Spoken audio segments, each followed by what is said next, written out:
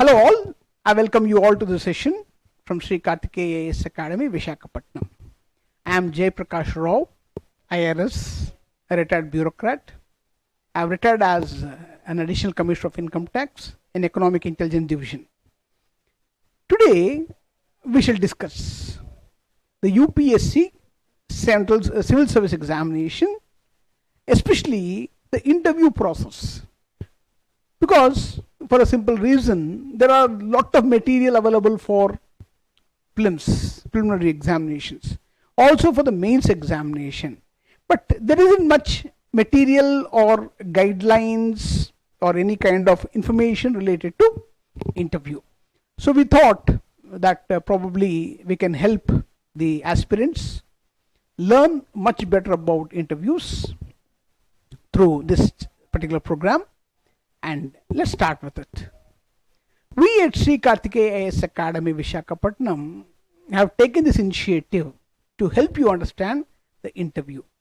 Interview is otherwise called the personality test. As you all are aware of it, UPSC has three parts of civil service examination. The first is the preliminary, which is the fundamental, conceptual and a very basic level test, which is the multiple choice, otherwise called the objective. It is a multiple choice examination. There are four options, you have to choose one among. So it has a CSAT, it has the general studies paper and all that. Then we have the mains, which is subjective. That is, you need to write the answers. 150 words, 10 marks questions, and 250 words, 15 mark questions will be asked, including case studies in ethics and also different kinds of questions from geography, history, economic development of India, society, art and culture, then ethics, internal security, international relations, many apart from the optionals as well. Now, after this comes one of the major hurdles of the examination, that's called interview process. Why I said it's a hurdle? That if you read the fundamental knowledge, you read books, or you practice many questions conducted by the institutes, or you yourself can solve many questions, you can crack. I'm trying to say that it's possible that you can crack prelims with some effort. Your handwriting, when your writing skills are good, your writing is a script and the basic questions, you're able to write an idea which you think is right, probably you can also crack mains. But this is the stage, the third stage of UPSC civil service examination is the interview, otherwise called the personality test. Here you have to face a panel. An aspirant has to face a panel of highly educated, probably from civil service background, psychologists, sociologists, experts from different areas will ask you questions related to many areas. Like they can ask you about current affairs, they may ask you about a political scenario, they may ask you about international situation. Anything can be that. It can be on ethical dilemmas, it can be social problems, it can be anything like this. So when they ask you, how well are you able to give specific, crisp and to the point answers? The questions asked have an intention, and we need to answer that question from the very basic purpose of it. You are trying to answer the question to the point, to be precisely what exactly is being asked. Let me give an example. It happened with me as well. One of the panel members, a woman, a lady, she asked me, because question was discussing about the social system in India and all, and elsewhere. We are comparing with Western Indian culture and all that. Because I said that it's my hobby, it's my passion to understand the socio-economic conditions, the socio analysis of the system. So that lady asked me, is divorce good or bad? All of a sudden, bolt from the blue, suddenly she asked me this question. Is divorce good or bad? Now, it's a dilemma for me. If I say good, it has its own repercussions. If it is bad, again it has its own repercussions. I was stuck. So, what to do now? How to give the answer? I don't have so much of time. And we don't have the luxury of thinking and articulating your answer. You have to think on your feet. I said, whatever that came to my mind, but being honest with myself, I said, if children are involved in the marriage, then divorce is bad. Otherwise, depending on the situation, a husband and a wife can divorce each of the other with their own convenience. Then she said, how and why? Then I gave this reply. A husband can divorce a wife, or a wife can divorce a husband. A spouse can go for a divorce. But no point of time, a parent can divorce a child. This was my answer. She smiled and I got through with that one. But what I'm trying to say, how well can you, what exactly they were asking the question? What is their intention about it? And how will you answer that question is all about interview process. How quickly can you think on your feet? How well can you articulate it? And how well you present your answer all the time. A smile fixed on your face, eye contact maintained with the panel, and being precise, I repeat, precise, to the point, you have to give the answer. Now fine, let me take you to the journey of this particular part.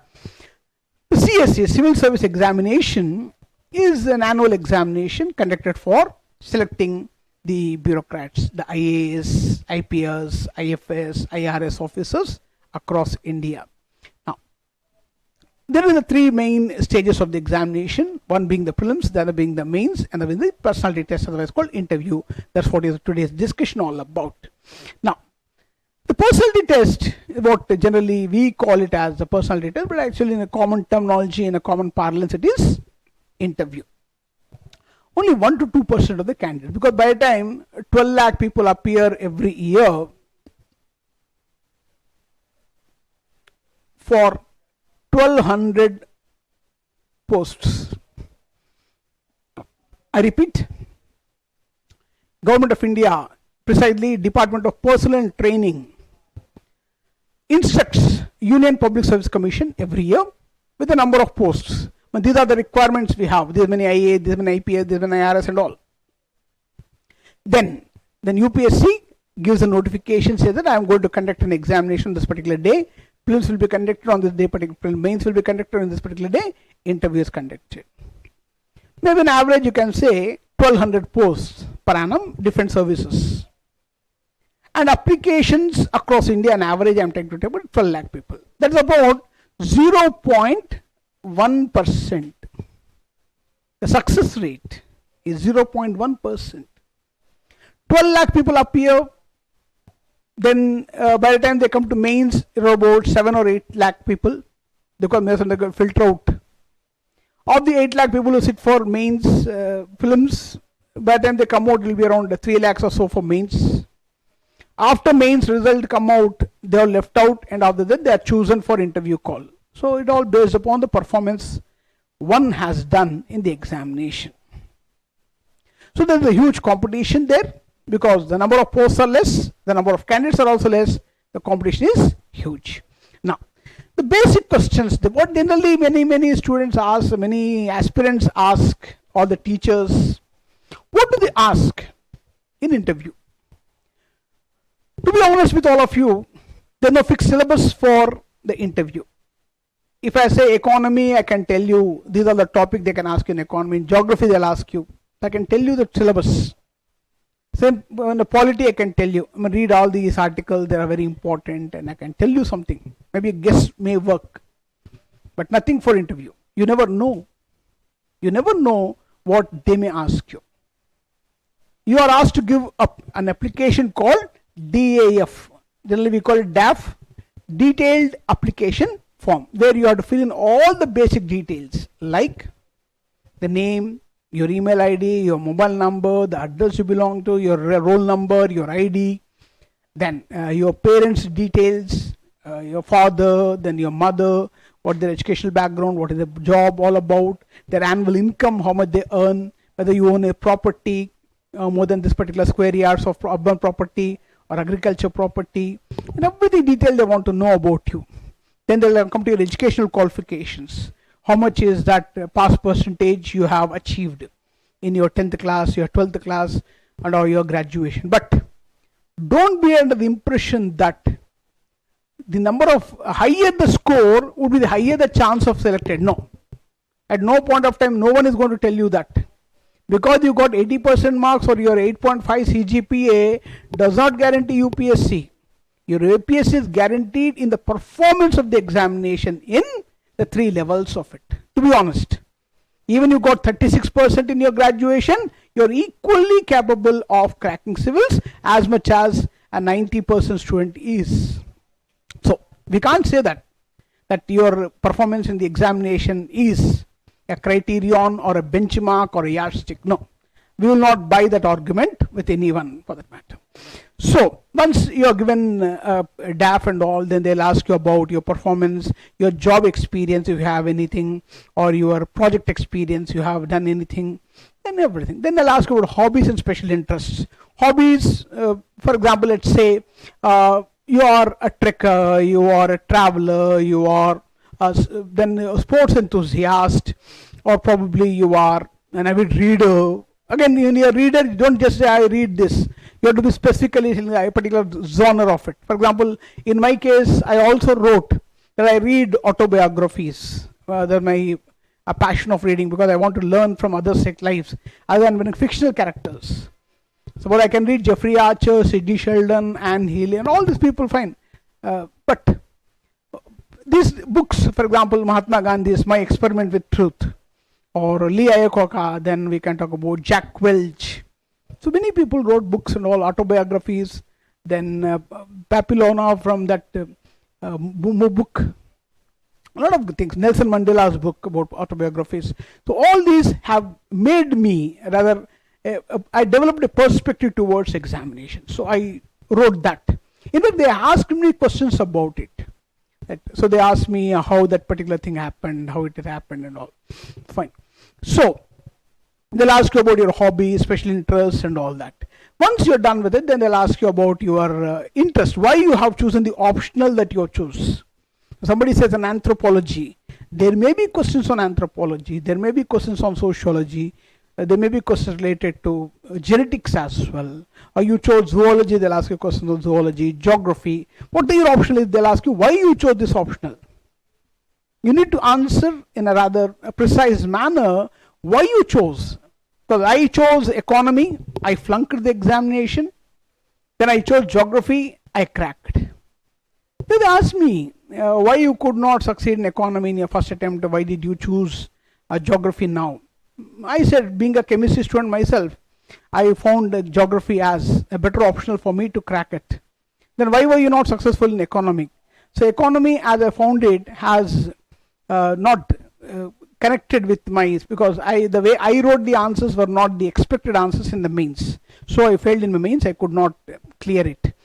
So my perception towards economic, especially with the neoclassical economy or all these, have changed my opinions about it. So probably I could not justify my answers in it. So that's what exactly I was telling them. So probably I was selected because they asked me questions related to geography. Specifically, they'll ask you about your optionals you choose. Then they'll ask you about current affairs and your place that you come from. Suppose you come from Andhra Pradesh, you come from Vijayawada, you come from any particular place. For example, you come from Nelluru, you come from Visakhapatnam. So they'll ask you what is the good thing about Visakhapatnam, what is what they call the fastest emerging city. So it's a smart city, what has developed in Visakhapatnam and all. Then they'll ask you questions related to, and they'll also ask you about a particular state you come from. For example, you come from West Bengal, you come from Odisha, you come from Andhra Pradesh, Karnataka and all. So what is the issue that's going on? The ultimate purpose of asking you these questions is very simple. Do you know about your own place? How well do you know your own place? How well do you understand? Because one of the questions that I asked long ago from a student from Andhra Pradesh, when he said that I am from Vijayawada, then they asked, how much do you know about N.T. Ramarao, the former chief minister?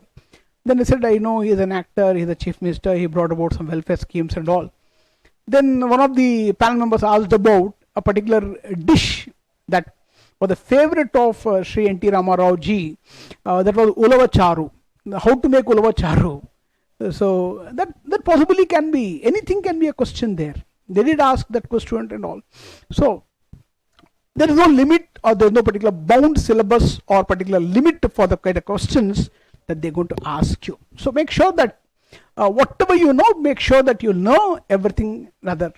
And if you don't know, yes, there's a possibility that you don't know, but please be honest enough to admit it. Don't bluff the panel, because they definitely know the answer for what they're asking you.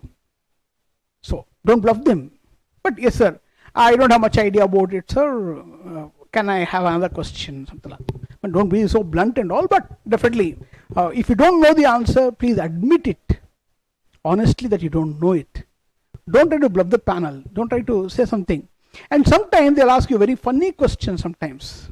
They'll try to put a little more personal questions and all. I think the very famous question they asked Srimati Vijay Lakshmi, who was All India Rank 1, who took Kannada literature as an optional and cracked 1. First rank, she got All India Rank 1. When in one of the interviews we read that she was asked a question that how would, because she was married at that point of time when she went to interview, then one of the old members, an older member, asked her that how would your husband react if I were to ask you for a dinner date tonight? So generally, if this kind of questions are posed to women candidates, they will get angry and disturbed. Maybe they're a little embarrassed and they can't answer the question. But that lady that day, as an aspirant, she recovered quickly, but she might have got amazed rather.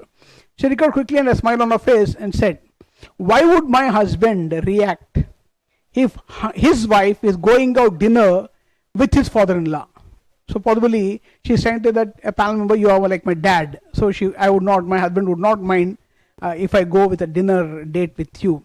So possibly how we see, because even nowadays there is one question I asked in recent interviews, is that is it legal to marry your widow's sister? I did ask this question. Is it legal in India to marry your widow's sister? So what exactly I meant by this is that you would not think that who is your widow's sister. Right. So he says, yes sir, it is legal, you can marry as long as, but I don't know that man is no more. So it's a kind of a question they'll try to put you fix into, and some amount of fun is also involved to make you easy. But generally we'll see what kind of question they'll ask you. Right. The basic questions asked in personal tests are about the candidate's interest, current affairs. Yes, current affairs is a very important issue. They may start by asking you, what was the main news in today's newspaper? So possibly they can talk about Pakistan economy, you can talk about a cricket match that is going on, or a women's cricket team, anything, your sports interest or your economy news and all that. So you can talk about the government of India has named the Andaman Nicobar Islands with respect to Paramveer Chakra gallantry awards, and all the army soldiers who won Paramveer Chakra for their gallant action in the wars. So each of the island in Andaman Nicobar Island, one of them or a few of them have been given name. For example, Batra Island is the name of Manoj Batra, Pandey Island is the name of Manoj Pandey, Hamid Khan. So all these great warriors have been dedicated with one island and the name given to them. So here they may ask you, why do you think the government did it? And what is the Paramveer Chakra? So what is the gallantry award?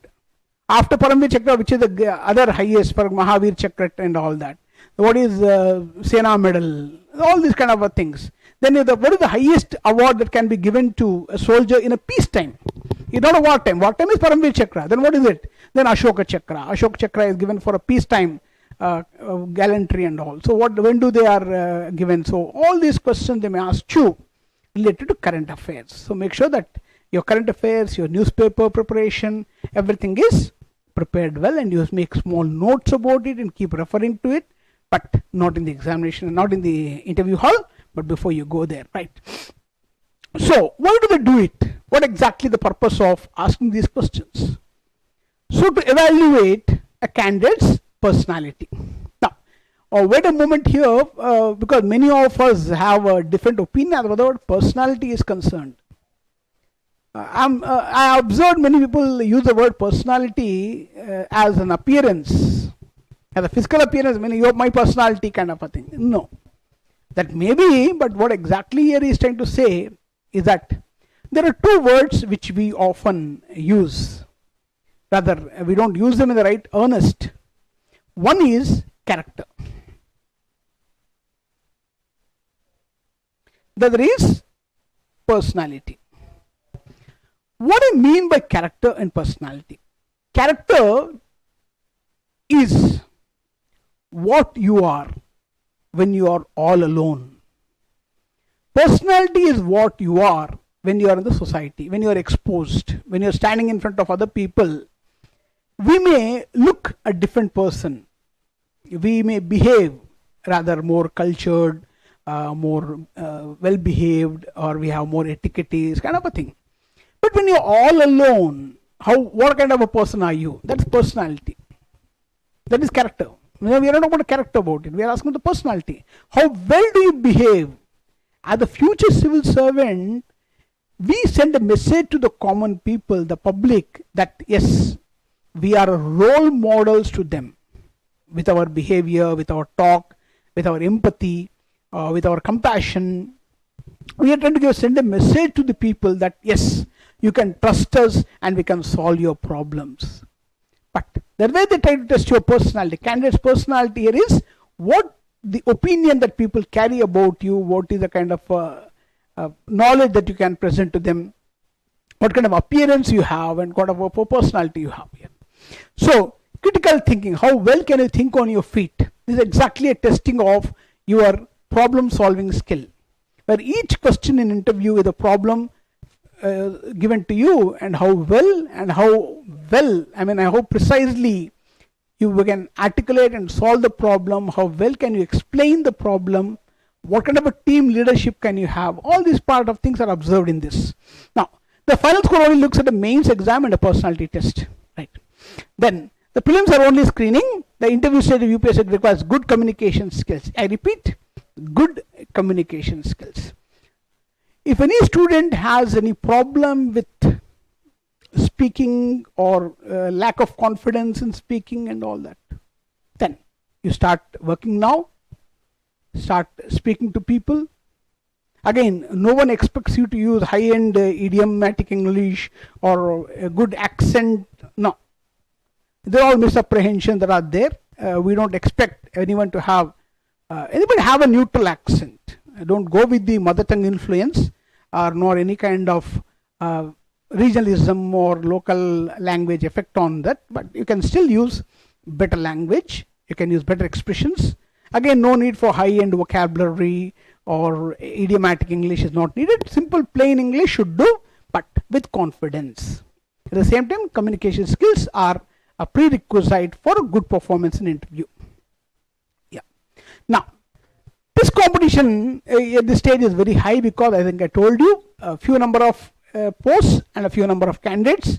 The number of aspirants versus the number of posts is always disproportionate. So you're going to have high chances of competition where you have to do better. For that, again, you have to read a lot. Because if at all you were to ask me how to develop communication skills, the easiest and the best way to learn good communication is read. And so if possible, read aloud. Read aloud so your voice modulation and all can happen. You can watch TV news, see how people speak there and English channels and all. So English news channels and all, especially Indian news channels. I mean, don't have to go to BBC or American channels and all, because their accent is not like ours. But you can definitely look at Indian channels, they speak very well. So good English at all, and they can try to, I'm not trying to say imitate, but definitely you can emulate and learn by practicing that kind of a thing. So it's easy, not very difficult that we can't learn English. Since many aspirants in India, we have been learning English since our childhood as a part of your educational curriculum, so it not be a big problem for us to learn communication skills, but you can practice it, not an issue.